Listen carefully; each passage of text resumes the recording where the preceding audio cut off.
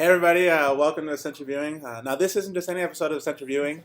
This is Essential Viewing Live! So tell us what you got here, Bryce. So we just got back from our usual spot, Sundance Cinema, here in Madison, Wisconsin, and this week we saw the movie Anomalisa. Wow. Sorry. You really botched that. That's all right. I forgot already. Anyway, This is not just Lisa. She's an animal. This is an animated film, mostly like stop motion, was it? It was I didn't even know what it was. Gromit-esque. It's kind of Gromit vision. It's unlike anything I've ever seen before. But yeah, you can say that again. It's a new entry in the Wallace and Gromit cinematic universe. It was written and directed by Charlie Kaufmann, and the entire cast was David Thewlis, Jennifer Jason Leigh, and Tom Noonan, and that was it. So. Yep. Great stuff. Can you, Bryce, what has Charlie Kaufmann directed before? The other thing I've seen was I have no idea. Eternal Sunshine of the Spotless Mind. Oh yeah, you mentioned that. Which is why I wanted to see this, because I think that's a really great movie. I think he did Being John Malkovich. Being John Malkovich. I haven't seen that, but it's a movie that people watch. I've heard of that one too. And other things that. So pretty acclaimed director. Yeah, people like him.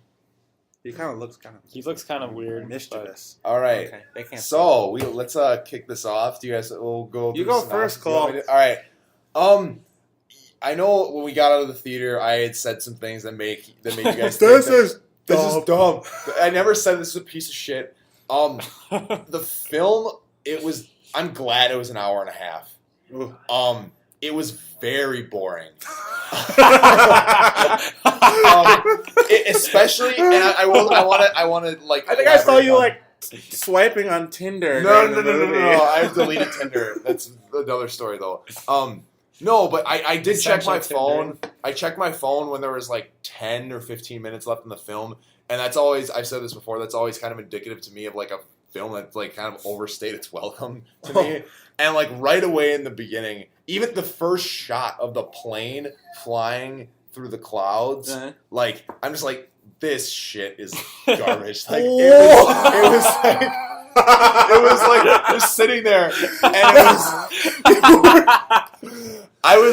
is garbage. Especially 2 seconds into the film. Yeah, this is you just threw your popcorn at I want my money back. Wow. No, I mean the film, especially in the beginning, I thought there were some. It was very boring, very drawn out. The opening plane sequence, when Michael gets to the hotel and he's just kind of laying around and just kind of doing whatever, smoking and ordering room service. But I understand once the film kind of builds and you find out what it's about, maybe half an hour into it, I guess. You kind of understand what's going on and what is kind of trying to be said. I understand those kind of slow moments. I thought they were boring again, but I don't know. It was. I didn't hate it. I feel like I'm giving a full review now, but I don't want to take away from this, so we can discuss it a little bit more. So I don't want to pass it on to you guys. Yeah. So this is a very strange movie. Mm-hmm. I feel before this, Bronson was the weirdest movie I've ever seen. Wow. But has that surpassed it? This is that level of strangeness. I think. Wow. All right. But that doesn't mean it's bad.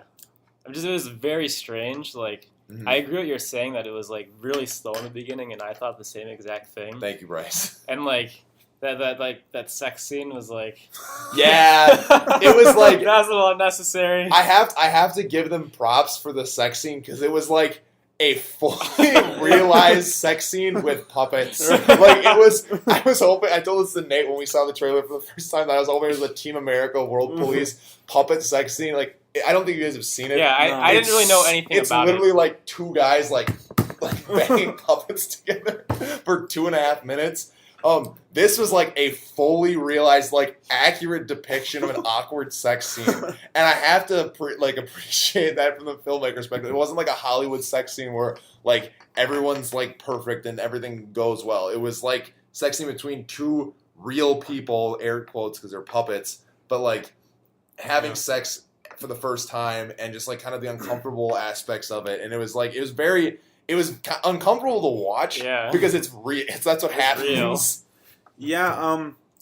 I liked that movie. I do have to say I'm going to have very vivid and terrifying nightmares because the clay, Jaws? the way Jaws the scared face me. piece and the way they looked and the way that everyone had the same face. There was like the line the line for the mouth, the face piece was just and the close-ups of lips and it was just terrifying. It was just not scary, but the imagery of the movie was just scary. You know what I mean? It was kind of disturbing, but I thought that the story was very compelling. Mm-hmm. I really liked the use of light and darkness in the cinematography of the film. I thought it was very interesting. Really weird. I was like, "What is this?" You know what I mean? No shit. Yeah, but really a very interesting movie. Definitely never seen anything like this. Oh yeah. Before. I really don't. At first, I was like, "Yeah, there's no reason for this to be stop motion. It's just a gimmick." I said the same thing first. As I watched the movie, I realized it was actually, not necessarily necessary, but a very good artistic choice for the movie to be stop motion. The one thing is that the film it relies on the stop motion animated nature of it because the whole point of the film is that this character Michael Stone is surrounded by people that all look and sound the same to him, and they couldn't do that with real actors unless they use ridiculous CGI. Exactly. And for an indie film like this, it makes sense that they use. Yeah, the stop motion was actually an excellent choice. It's a good way to work around that, and it was because I thought the same thing at first too. This doesn't seem like it needs to be stop motion. But I just made that realization that it needed to be in order for them to convey that story and that plot. Same thing with that with the voices. I'm like, why does everyone sound the exact same? Yeah, it was freaking me out. This girl that girl does not sound like a girl. That sounds like a guy. Yeah, it's all the same. But voice. that was on purpose. Yeah. So and that was one thing that was really interesting is when you first meet Lisa, you can tell they've kind of established the world for Michael Stone to a certain point, and then when he meets her for the first time, you understand why he was freaking out because he heard a voice that was different to him. Just to jump right to it. And he heard that from his room. Yeah, and he's like, that's why he was looking for her. And just to jump right to it, the ending of this movie was fantastic. Yeah, the ending was amazing. I was gonna say back in my little review was this movie really had to tie itself together at the end. Yeah. And if it didn't do that well, it would have been a piece of shit. And the way it tied it together. And really amazing. well. There are very few movies that can resolve all the questions of the movie just with a single shot. Yeah. But this movie did, because if you look at the final shot of the movie, they rack focus to Emily who's driving. Yeah. And her face doesn't look like the other.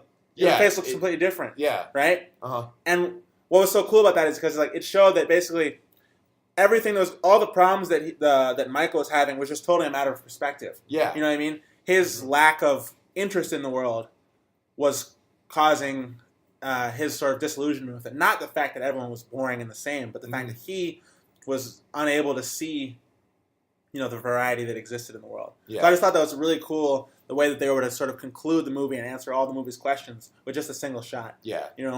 And they kind of established that the message of the film is that I don't want to say pin something on and label the film as what it's trying to convey, but you see how he wants to spend time with Lisa because she's different from everyone else that he sees. But then once he starts kind of imposing his own kind of controlling nature upon her, she turns into one of everyone else. Yeah. Because he says oh, please don't chew with your mouth open, don't scrape the fork on your teeth, don't do the things that make you you. Right. Don't, because that bothers me. And then that turned her into the other person.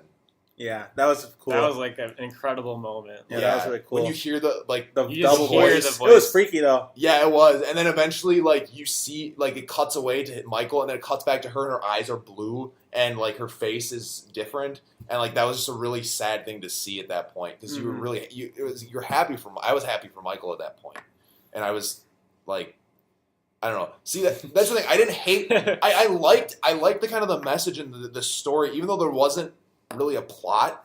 Okay, it wasn't like they established something. It was just this guy's this guy's going around a hotel. You didn't really know what was going on, and you never really, except for the fact that he had a speech to give. I feel this is random, but I feel it's weird that this guy was so famous. He's walking Yeah, in he the was hotel. He was like, "Oh shit, that's Michael." But he's famous in the customer service industry, which I thought was pretty funny. Yeah. And like everyone knows who he is. But Yeah. He's like famous for writing a book. What was the book called? The title of the book was funny. How can I help you help them? That's what it's called. Yeah. Or it was like, how may we?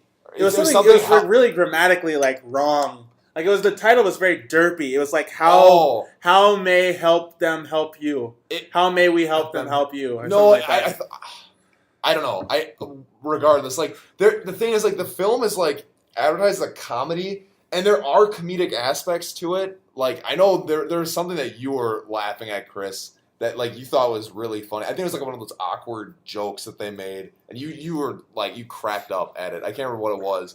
The thing that I personally thought was the funniest was when, as after Michael and Lisa had sex, and then you see the sunset, or you see them like kind of the camera pans to the window, and then you see the sun rise. Yeah, you see the billboard says zoo. It's zoo size. Yeah. I thought that was super funny because you hear the taxi cab driver say it right away. And like you also heard like Lisa repeating the same lines as the taxi driver. Yeah. When like she was like merging into like everyone else. Right. Yeah. I just thought it was really cool how like they pulled that stuff from the beginning of the movie that was like really boring. Yeah. And they did it like when it was on. Oh, like, yeah. It came back and like it all kind of had a purpose. Mm-hmm. It was just, I don't know, there like the comedic aspects of it I think were interspersed in just to like keep things light. Kind of like any film. There's like to keep kind of the pacing so it's not, you're not like really sad or really like you don't have like the weight of the plot or the message like kind of bearing you the whole time. They kind of throw in jokes here and there to keep things light, but the jokes were kind of written in like weird ways that like they didn't make sense, or they I don't know how I'm trying to say this. Like they were jokes written as like if it were a comedy, like I feel like there are different jokes between like a movie that is a comedy and like a drama that has like comedic moments in it. I think they're different. I thought the movie was really funny. You know, like just in a sort of understated kind of way, but that's sort of the kind of the humor that I sort of enjoy more than just like the old belly laughing stuff. The movie was really dry. Yeah, and I liked that. Like I really liked the sunken meeting room.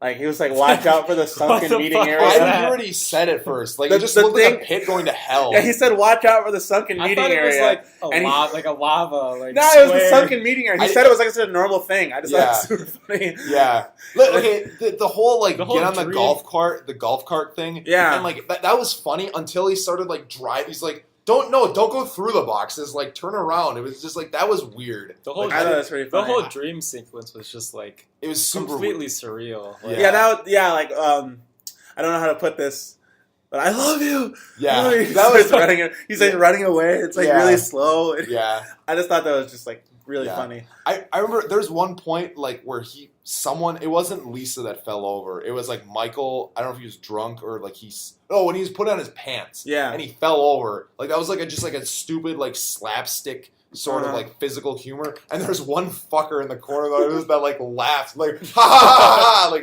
they thought it was the funniest shit ever. I wonder how this movie would have played at the marquee. The marquee. Oh god, people would have been. No, I feel like it would have been like blank stares. Ultra Rafflecopter. They've been like what? like when like what's his name? He gets out of the shower.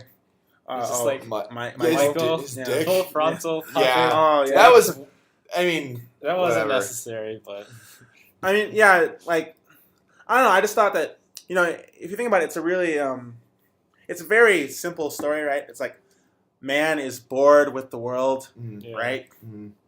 Like that's it. Yeah. So like to like I don't know, use the artistic choices they used to sort of flesh that out into what I thought was worthy of being a 90-minute film, and I thought was compelling throughout. Okay. Just sort of with the way it progressed. I mean, no, it wasn't fast paced. Oh no, God no. Not even remotely. It's definitely one of Chris's slow burns. But like I don't know, it was just kind of like a nice little like sort of film that had like I thought touched on some meaningful themes in the execution of its plot and had a satisfying conclusion. You know what I mean? It wasn't really like a happy feel good ending or anything like that. It was just like it seemed very truthful. You know what I mean? Like if his like Michael like didn't get better. No, like, he at didn't. the end he was still just like it wasn't the roller coaster that was Short Term 12 that Chris hated so much. Like I thought it was like an honest truthful sort of film. Yeah. And, I enjoyed that. And I thought it was funny. Mm-hmm. Like, Go ahead. I was just gonna say, like, I was thinking about the ending, and when he like brings up the antique Japanese sex doll for his son, and like that was really weird. And then when his wife was just like, "Honey, there's semen coming out of it," like that was just kind of like a weird like jabbing of like comedy. It was funny that he got the doll for his son at first. Like that itself was very funny, but then like I don't know, it was the jokes that they played off of that afterwards were kind of strange, and they were kind of like trying to insert in like how his son was very material oriented. Like he was just like, "Oh, what'd you get me, Dad? What'd you get me?" Like he wasn't happy to see his dad. He was happy to see what his dad brought him. And they didn't really like develop that in any way. They were just that was like something else they kind of just like tacked on. But that was like, I don't know, that can kind of just show like how Michael has gotten like I liked how the bartender was like kept trying to insinuate that he'd already been in the bar. Oh yeah, that was great. Here's another one. Here's another one for you, sir. Oh, that's pretty funny. Good. Like she was like, "Oh, like it's nice to see you again tonight, sir," or something like that. And like I really liked the way the movie, the way it looked, and like the use of light and just the cinematography overall. I thought it was very very cool the way they made. I don't know. It seemed like visually, like the kind of emotions of the film were kind of wrapped up in the visuals in a way. I mean, just in terms of, again, the way they used light. Mm-hmm. Especially in the absence of light, especially in the scenes with he's in the basement. He's in the basement when he was running through the hallway. When he was giving his speech at the end, there was like a spotlight shining on Lisa. Yeah, that was. So I just thought that the visually the movie was really cool, and it didn't have the kind of dry like. I mean, I admit I haven't seen too much stop motion stuff, but like it didn't have the sort of just like flushed out kind of dry look that a lot of stop motion stuff had. It almost looked like. Like I want to know how they made this because because you could see it as being a real instead of stop motion in a lot of the shots. Yeah. You could almost imagine it like if it wasn't stop motion. Yeah, which is you normally can't do when you're watching stop motion stuff. The one thing that like just going kind of the detail level with the dolls they used or the figures that they used, like the lines on their faces, like terrifying. It looked like everyone had glasses on. It did, yeah. And the thing is, they never really like. I don't see how that would have helped them.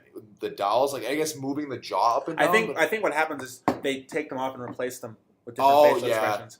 But I think each shot is a different face piece. Oh wow! Damn. So I think they just take it off and replace it with a new one. For each like they make for each frame. if you're gonna for each frame they have a different one and they just replace it with a picture. I guess that's a smart thing to do, especially when you have like all the models look the same for like the everyone else characters. So that makes sense. But like I liked how when he was freaking out, like when he was in when he got out of the shower and he was looking in the mirror, he's like twitching, like that was scary. For one, and then like you kind of see his jaw unhinge. But then he stops it. But then later on, like it actually falls off his face. But that was in the dream sequence. Like the shower wasn't. Yeah, I liked how they kind of like addressed that like he was animated in that in his dream at least, because like it fell off and you saw like what the doll looked like without it. And it was very like that was kind of disturbing in and of itself as well. Oh yeah. So the movie was so like just creepy visually. I remember like it kind of reminded me in that way of like James and the Giant Peach, which also freaked me out a ton when I was little and watched. I know what you're talking about. I kind of felt the same way. Like that movie really freaked me out. I remember like I read James and the Giant Peach like the book. I'm like, oh, there's a movie.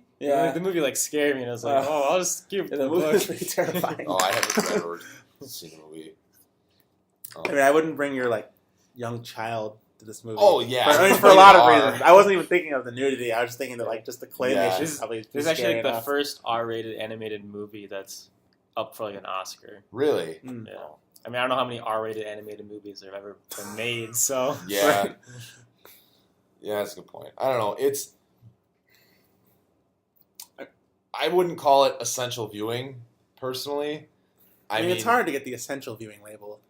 Yeah, I mean, but we are talking about it on essential viewing. Yeah, well, because like that's why I asked afterwards. Like, do you guys think we should record an episode? I'm just like, I didn't. I mean, if you guys want to, that's fine. I didn't personally. I didn't think it was like necessarily like worthy of the essential viewing moniker. I mean, I think that there are interesting comparisons to be drawn with the other big animated hit of the year, Inside Out. Yeah, because like they're both movies where like you kind of have like emotions Mhm. being played out in a visual way. Yeah. And they You also know. have kind of like unconventional themes that Yeah. Yeah. movies don't Mhm. really address that much. And like, because in Inside Out you have like, the actual emotions just sitting there talking. Mhm. And in this movie you have like what the main character is going through being displayed on the faces of the characters around him. So it's like they're both making use of like, this movie more so, but like making use of visual tricks to sort of tell the story. Yeah. And doing it, in a very creative way.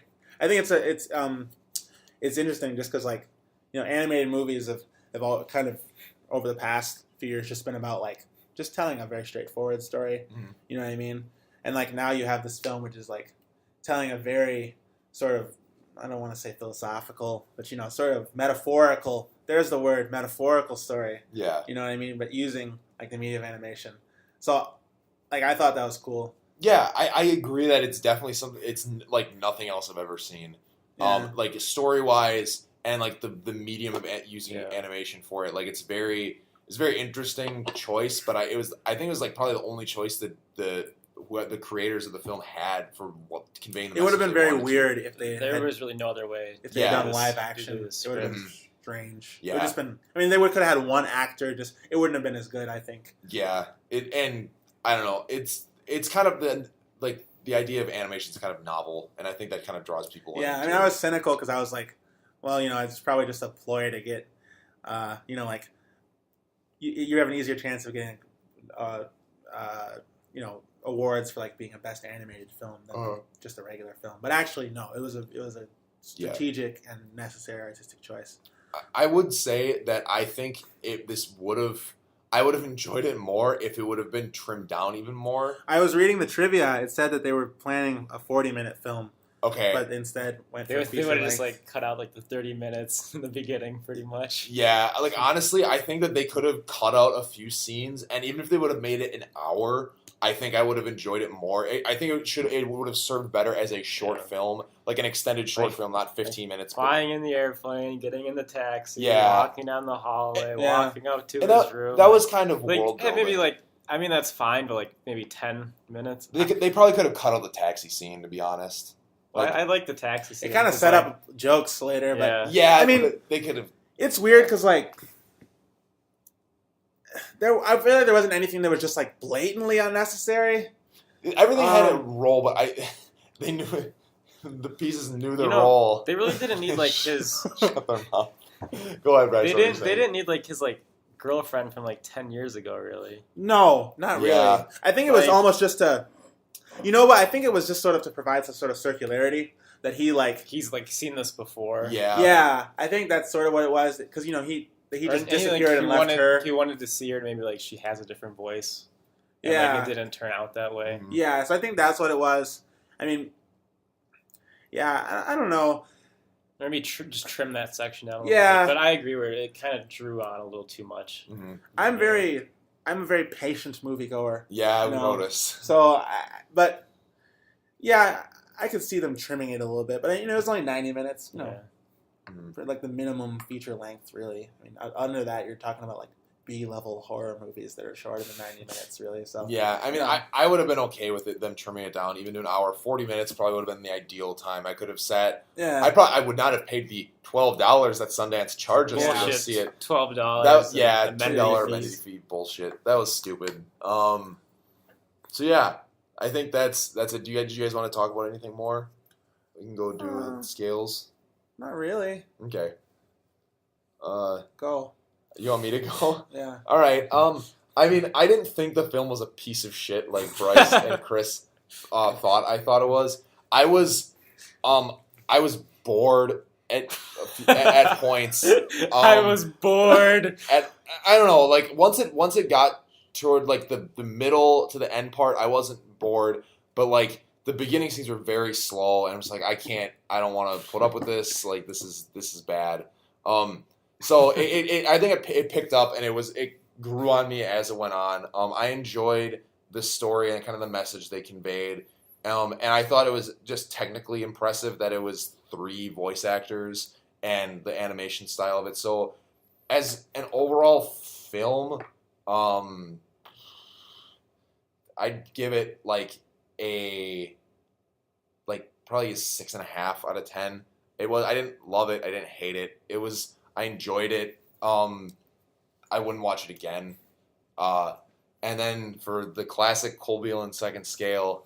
No. Just What are you gonna do this time? I think I have an idea. No. I honestly I just for kind of its uniqueness as an animated film, because I never really treat animated films as like a mature form of sophisticated form of artistic medium, and I'd give it probably 9 out of 10 claymation penises. I knew you were gonna say that. I knew it. I was okay. Just kind of as an animated film, how it conveyed a very serious and mature message. I've never seen anything like that before. I don't because Inside Out or most animated films are kids movies, so this is really kind of an interesting choice. This is definitely a case where the creators knew the message they wanted to convey, and they didn't give a shit about who was able to see it. Yeah. They knew that the animation might turn people off, it might draw people in. Kids couldn't see it obviously because it's rated R. It's an indie film. I don't even know if this is in any other theaters besides Sundance. No. This is the ultimate hipster child. Well, not. By the way, child. all the trailers that they showed before this movie seemed very masturbatory. Oh my god, the first one you said with the serpent, whatever. Yeah. If you don't see this movie, you will die. All the reviews were just oh my god, the cinematic masterpiece of the millennium. I was like, yeah, these movies all look very mediocre. I was hoping one of them would say a wonderful, pretentious, masturbatory cinematic masterpiece. Yeah, that would have been great. So, what did you guys think, scale wise? So, I agree with some of Cole's points. It was pretty. It took a long time to get going in the beginning, and personally for me, the puppet sex scene was just that was too uncomfortable. We need to watch Team America. Oh my god, it's gonna be great. I didn't want to watch any more of that scene, but it did have some really important themes that you don't see in a lot of other movies. Some really good stylistic choices with the voices, and just all around a really original idea and original production. So I think I'd give it I'd give it a 7 out of 10. I wouldn't really want to watch this again. Yeah. But it was worth a watch. I would go see it. I would still say Inside Out is the best animated movie of the year. I think so. But I definitely say it's worth watching, but just a little too strange. Yeah, definitely really strange movie. I thought it was a really interesting experiment in basically taking what was an internal sort of conflict. It was completely sort of psychological conflict, and sort of playing it out as an external conflict. Mm-hmm. You know what I mean? Visually, a very visually striking movie, very beautiful movie at times. I thought that the story was well written. Definitely. I thought the writing was, because that's a movie that is really completely anchored on its writing. If the writing's bad, the movie's bad. There's nothing else about it. You know what I mean? I was expecting to be, I was kind of expecting, another sort of masturbatory Oscar bait sort of piece of shit. Would you say sort of thing. I was trying to do a plug. Oscars trash. What? No. Oscars trash. That was not where I was going. This movie, we should go straight into Oscars. Oscar trash, masturbate. Yeah, you tell me about the claymation, I was just kind of oh boy, the claymation, this is going to be awful. But I was pleasantly surprised by the film. I liked it. I thought it was better than, not as entertaining as Inside Out. Yeah. But I thought it was a better film than Inside Out. This movie didn't make me cry. Inside Out made me cry a good amount. So okay. Yeah. So I liked it better than Inside Out, just in terms of the story that it told. Mm-hmm. Just about taking a person's thought process and sort of blasting it out into a kind of weighty drama. Mm-hmm. So overall, I'd give that film an 8 out of 10. Okay. And I'll also call it the best animated film of the year. All right. Well, kind of on that note, we can do some essential viewing housekeeping. Just kind of as a heads up for all the 5 people that listen out there, 3 of those people being us. I don't listen. Oh, thanks, Bryce. No, but we plan on doing an Oscar special, potential viewing, kind of just going through the Oscar list, deciding what I think we can do. At least what I think we should do is what we think the Academy will pick for their winner, and then kind of what we think should win in each category, and assign our own, as Chris labeled them, essential viewies. Yeah, and throw in like some things they left out, like what's missing from this list. Like, yeah, like black people. Yeah. well played. Yep. But yeah, so that's something that we're looking forward to. And Chris, if you want to do your usual shtick that's happened at the end of every. Well, I think we've canceled the regular series, right? Oh wow! What? It's only live episodes from now on. No, that's not happening. Oh, no. Okay. Whose idea was that? I do. Mine, we went through like 2 rotations of everybody picking movies. We thought that was you don't want to talk about films that have been made before 2015. That's like most films. No. It's like 99% of films. That's like most films. So you want to like. We only talk about the here and now. That's all. That's what we're about here at Essential Viewing. That's silly. Bank Shack Productions. You're talking about like if you're talking about the bottom like 5% of films. If you're talking about films that have only been made in the present day. You didn't think that Avengers: Age of Ultron was a cinematic yes, masterpiece? Thank you for making my point. But yeah, so why don't you give your usual spiel, Chris? I mean, I've already hyped it up enough. We're watching the Bronson. We're doing the Bronson episode next, and I spent winter break watching a lot of really off the wall Tom Hardy's penis. No, really off the wall films. Really, some surrealist stuff that I'm really excited to talk about. Okay. So that's another reason why I think we shouldn't abandon the. Oh yeah, you said you watched a few movies. I watched some films. Did you watch Angst yet? No, I haven't watched you need to do that. I watched one film in particular that I've already assigned a 10 in my head. Wow. So yeah, I definitely want to talk about that one. Okay. And so yeah, I think that we'll definitely be watching films before 2016 on Essential Viewing because like that's most of the films. Yeah. As I said. Why don't we close? Were you done, Chris? No, I'm done. Okay. Why don't we close on right now since it's the first episode of 2016, which is kind of you want ridiculous. to sing Happy New Year? No. Happy New Year. Is that instead of song? Why don't we close with our most anticipated film of 2016? So going down. There are many films that are coming out. Yeah, I know. I'm not really either. If are you just gonna catch me like on the spot like that? No, I mean, it doesn't have to be like what you think is gonna be the best. Just like what you're looking forward to seeing. Basically, okay, all the like pretentious films are like being shown at Sundance right now, and I don't know the names of any of those. Yeah. I'm sure I'll like some of those. Yeah. But like as far as just like films that I know that are coming out in 2016, I'm most excited for Suicide Squad. Really? Suicide Squad looks awesome. Okay. I'm like do you see the new trailer? The one with like Bohemian Rhapsody. Yeah. I have not watched that one yet, but I'm just like super excited. That was a pretty sweet Will trailer. Smith, like Margot Robbie, it looks super cool. I'm excited for that. Bryce? So I think like my natural pick should have been like Batman v Superman, but like Dawn of Justice. But like that last trailer was just like a piece of shit. Did they release like a new trailer? No, like the last one that like the one with like the one that like hey guys, I'm Lex Luthor. Like, I got like what about that love bitch Lex Luthor? I still want to see it, but like I got unhyped. So like, unhyped. The hype train has been derailed. So I'm gonna have to go with like the default Marvel movie. Okay. I gotta say I'm most excited for Captain America: Civil War.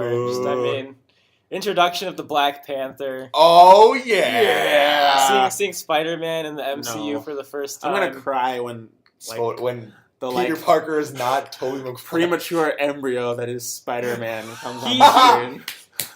Spider-Man is a teenager. He's being played by a fetus. It's gonna be terrible. Tom Holland's like 19. No. He's our age. He's at least at most 12. He's our age. He looks like a little kid. He was cryogenically frozen for 18 years. Right, nevertheless, so we call him 19. The only movies that I really like know that are upcoming are like superhero movies. Like I don't know what else is coming out, so like I've got to go. Okay. I got to go with Civil War. Okay. Knight of Cups. Starring Christian Bale. That is being. I think that already came out in like the highfalutin circles, but that's going to be released in theaters this year. And that's really excited. It's like a surrealist like journey through Los Angeles starring Christian Bale. That sounds kind of cool. Yeah. And it's like, the synopsis is, I'll just read it. A screenwriter living in LA tries to make sense of the strange events occurring around him. So like, that came out in 2015, but like, us plebeians haven't been able to I'm also see it. excited for Hail Caesar. Oh yeah, Hail Caesar. That looks pretty entertaining. Okay. I want to say it's I'm just... I think I'll say what Bryce said. He said his go-to is Batman v Superman. I'm anticipating it because, like Bryce said, the last trailer was really shitty. Like they just exposed way too much stuff. I'm really hoping that it's not shitty. Like I want it to be I don't want it to be shitty either. Yeah, like, I know. I'm looking forward to it. I should be the most excited about it. But, like, yeah, I'm not. but that last trailer really, like we said, derailed the hype train. So that kind of sucks. But I'm looking forward to that. I hope that Zack Snyder can like pull it off and like does a good job with it. Yeah, Zack Snyder's kind of terrible, so that's not a good. Really? Didn't you like Man of Steel? I did, but like Man of Steel's overall, okay. Zack Snyder's just like. You didn't like Sucker Punch? Like he just, oh I haven't God, seen it. I haven't Sucker seen it. Punch was I'm joking. terrible. I did not see that. I've seen that movie. You just reminded me of it. I haven't really seen bad. it. I just know that people didn't like it. And then I guess my other thing that I'm actually like looking forward to that I don't know a lot about is and I think it was released this past year, but it's The Witch. Witch? It's a horror. The Last Witch Hunter? No, Vin Diesel? no. Yes. No, it's just called The Witch, and it's a horror movie set in in Puritan like New England in like the cool. 17th or 17th century. Directed by Michael Bay. No. B.A.E. Michael Bay. But no, it looks really interesting. Apparently, it's like one of the best horror movies that people have seen in a really long time. No, that's what I hate when people say that. Okay. Because like so was the Babadook, and that was awful. I like the Babadook. Babadook. Babadook was good. I think I really enjoyed It Follows last year. I know Follows is fantastic. It Follows was great. Ted Cruz referenced it. Really? At the last GOP debate. Was he talking about like we can't let the It Follows STD spread to the people? I support Planned Parenthood. No. What did he say? He was like, the Washington Post compared me to the villain from It Follows. He just slowly follows Trump around. Yeah. I'm Ted Cruz. Yeah, That's awesome. Yeah, so I really enjoyed It Follows, and the Witch trailer looks. I don't know. It seemed. I haven't seen the trailer. It's good. We should watch. I like it the Salem, the Salem witch trials. Yeah, Pretty I remember cool, I read cool the times. Crucible in middle school. Yeah, or Scarlet Letter. I hated Scarlet Letter. That was Scarlet Letter's awful. It's just pretty boring. It is, but anyway. So I gotta throw some more superhero movies in here. No. Deadpool. Oh yeah, That Deadpool's looks pretty pretty awesome. funny. I am not on the Deadpool hype. I'm sick of seeing that trailer. It is annoying. Oh my but, god! like, Stop showing that trailer. If Yeah. you're watching that trailer right now, I mean, they're taking a Stop gamble watching. with like an R-rated, like crass humor superhero movie. I think it'll be a good time. it'll be fun. It's I'm not going to be like expecting an anything incredible great. movie. I just think it's going to be a good time. Yeah. I'm excited for X-Men Apocalypse. Yeah. Like First Class and Days of Future Past are like two of the best superhero movies like I've ever seen, like besides the Dark Knight trilogy. So like if they can finish that trilogy up strong with like X-Men Apocalypse, like I'm really looking forward to that one. The Apocalypse trailer is really cool. The trailer was really great. It's also. pretty awesome. You see Oscar Isaac. We should watch that, and we'll watch The Witch after this. So, you guys have anything else to add? No. Wait, so was your most anticipated? Batman It's DC probably. movie? I'm looking forward to. I The think Last Witch Hunter too. Electric Boogaloo. I'm looking. Okay, I'm anticipating. I'm looking forward to. I'm looking forward to The Witch, like actually seeing it, and I think it'll be good. I'm eager to see Batman v Superman just because I want it to be good, but I don't know. I'm looking forward to. I'm going to see it regardless of what it says, but I want it to be a good movie. That's what I'm holding out for. So yeah, I think that's it. So thanks for sticking with us for this almost 40-minute episode. We might have to turn some. A lot of essential bullshitting at the Yeah. end. We talked about things that were The essential not bullshit. related. The real Show. episode ended like 10 minutes ago. If you're still listening to this now, you should have stopped at 30 minutes. For your dedicated fans. So tell anyone who's about to listen to it to stop. Comment below. Yeah. Like, Or we can subscribe, just cut it comment. out. No. Yeah. So. But anyway. Share it with your friends. All right. Well, thanks a lot for listening, guys.